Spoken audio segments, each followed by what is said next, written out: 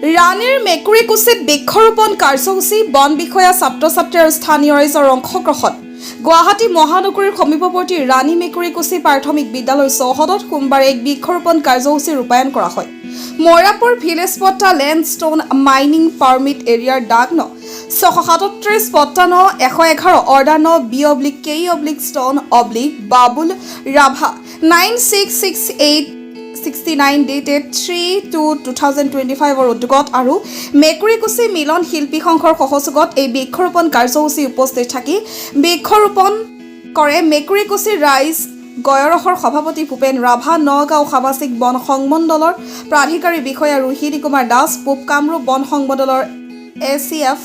মনোৰঞ্জন বৰ্মন, স্থানীয় সমাজসেৱক অনিল গোস্বামী, ছাত্ৰ-ছাত্ৰীৰ লগতে স্থানীয় ৰাইজে প্ৰায় শতাধিক ভিন্ন গছপুলি ৰোপণ কৰে। পাৰিপাৰ্শ্বিকতা অক্ষুণ্ণ ৰখা প্ৰদূষণমুক্ত পৰিৱেশ গঢ়াৰ লক্ষ্যৰে এই কাৰ্যসূচী ৰূপায়ণ কৰা বুলি কয় ৰোহিণী কুমাৰ দাসে পৰিৱেশ সচেতন সকলো লোকক প্ৰতি বছৰে গছপুলি ৰোপণ কৰাৰ বাবে আহ্বান জনায়।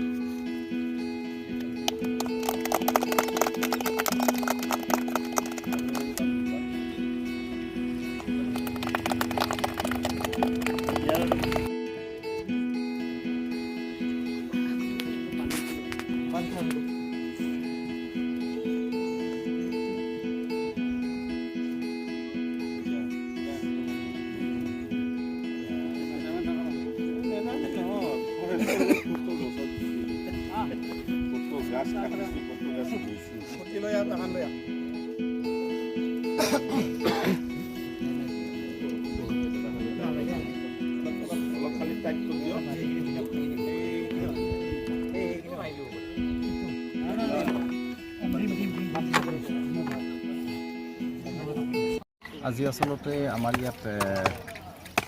এই এনভাইৰনমেণ্ট ক্লিয়াৰেন্স বুলি এটা বস্তু থাকে, তাৰ ওপৰত মানে অলপ প্লেণ্টেশ্যন কৰিবলগীয়া হয়। গতিকে আমাৰ ইয়াৰে বাবুল দাস বুলি এজন তেখেতে ইয়াত প্লেণ্টেশ্যনখিনি কৰিছিলে আৰু এই প্লেণ্টেশ্যনৰ উদ্দেশ্য হ'ল আমাৰ মানে পাৰিপাৰ্শ্বিকতা সুন্দৰকৈ বজাই ৰখা আৰু গ্ৰীনাৰী কিছুমান সৃষ্টি কৰা। সেই অনুষ্ঠানটোত উপস্থিত থাকিলোঁ আৰু আশা কৰোঁ নিশ্চয় এই যিখিনি গছপুলি ৰোপণ কৰা হ'ল ইয়াৰ স্থানীয় ৰাইজৰ লগতে ওচৰৰ জনসাধাৰণে তাক সুৰক্ষা প্ৰদান কৰি তেওঁলোকক এটা মানে ডাঙৰ বৃক্ষত যাতে পৰিণত হয় তাকে আশা কৰিছোঁ।